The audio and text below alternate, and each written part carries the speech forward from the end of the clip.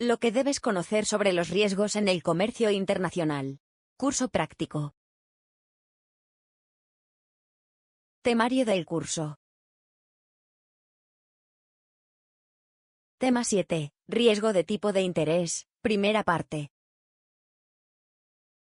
El riesgo de tipo de interés es el que se deriva de las fluctuaciones en los tipos de interés de los activos y pasivos que cualquier agente económico mantiene en su cartera. Se trata del coste de devolver el dinero aplicado a un cierto uso, como inversión, préstamo, compra, es decir, su precio en el mercado.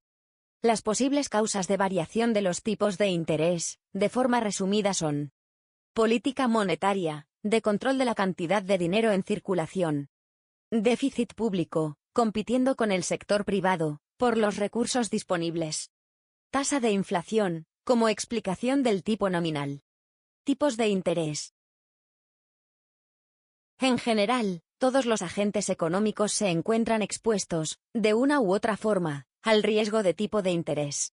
Entidades financieras, empresas, inversores institucionales e inversores individuales, en mayor o menor medida, se encuentran amenazados por la posibilidad de variación del precio del dinero. Sin embargo, no a todos les influye de la misma manera si el tipo se desplaza en una dirección o en otra. El tipo de interés es la remuneración por el uso del dinero, o sea, el precio del tiempo. Este precio podrá ser fijo o variable, de manera que prestamista y prestatario asumirán un riesgo de tipo de interés en función del sentido de la variación de dicho precio, o, dicho de otra forma, cada agente asume el riesgo que desea, en función de sus expectativas, traspasando el restante riesgo de la variación al otro agente. Este riesgo es característico de la estructura financiera de la empresa, aunque también afectará a toda inversión a plazo. Por tanto, habrá que distinguir si la empresa tiene contratado un tipo de interés fijo o variable, de forma que, si la empresa tiene contratado un tipo de interés fijo, en principio no le afectará el riesgo de tipo de interés, pero sí tendrá un riesgo derivado del coste de oportunidad, derivado de la variación del tipo de interés. Ante esto, habrá dos posiciones. Posición activa: subidas del tipo de interés supondrán un coste de oportunidad, en cambio si el tipo baja, la empresa estará cubierta del riesgo, y además, obtendrá un resultado superior al rendimiento del mercado.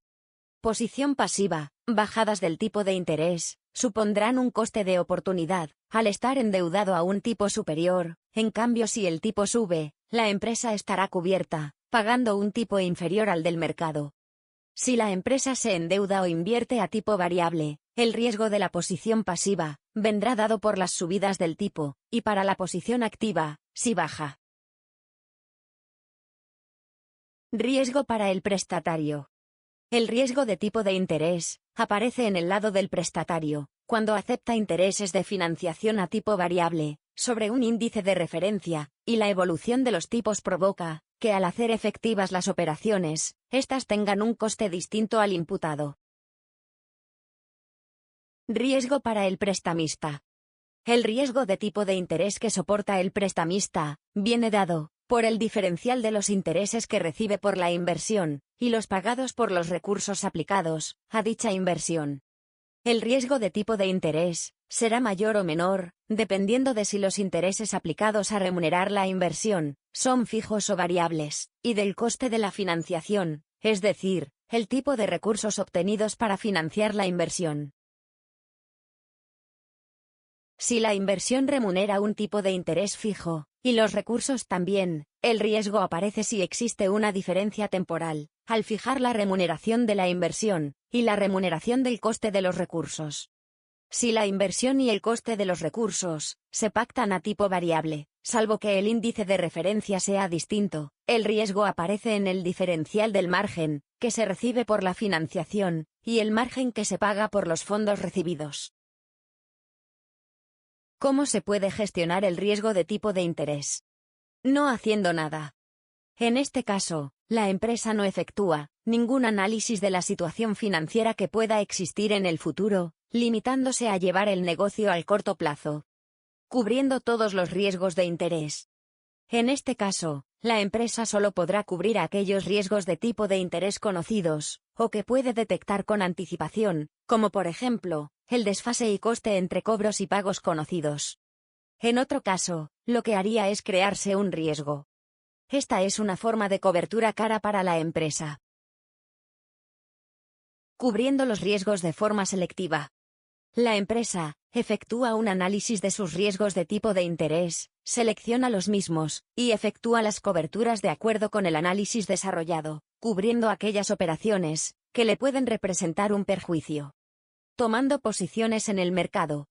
En este caso, además de la cobertura selectiva de riesgo, la empresa analiza el mercado, y en función de la evolución de los mercados financieros, toma posiciones, cortas o largas, deshaciendo de forma teórica la cobertura, para aprovecharse de aquellos movimientos del mercado que le son favorables. Ventajas de bajos tipos de interés. Los bancos centrales deben mantener a la inflación a raya, porque si se desboca, las consecuencias son realmente negativas. Para ello recurren a una serie de herramientas, como son las diversas políticas monetarias y los incrementos de los tipos de interés, eso sí, únicamente si la evolución de la economía es satisfactoria. La gran ventaja de tener un adecuado nivel de tipos de interés, se entiende que bajos, claro está, es que pertenecen a periodos en los cuales la economía es estable, o incluso, si se pretende aumentar el crecimiento, ayudan a acelerar el consumo y el crédito. También, unos bajos tipos de interés se pueden utilizar para incrementar la inflación, e incluso esto último puede ayudar al consumo, ya que si la inflación está en tendencia alcista, significa que los productos de consumo, más adelante subirán de precios, y estarán más caros, con lo que muchas personas decidirán comprar, antes de que ocurra este hecho. Consecuencias de subida de los tipos de interés. Si se suben las tasas de interés, la inflación baja, debido principalmente a que el consumo se resiente por el auge de los costes de financiación. Los préstamos y las hipotecas se encarecen, los préstamos que las entidades bancarias otorgan a los clientes, al igual que las hipotecas a tipo variable, salen más caros, es decir, la cuota periódica que hay que devolver tiene más intereses, y por tanto es más elevada. Los depósitos bancarios rentan más, es decir, dan más intereses y resultan más atractivos para los clientes, porque ahora la rentabilidad es mayor, mientras que el riesgo sigue siendo mínimo.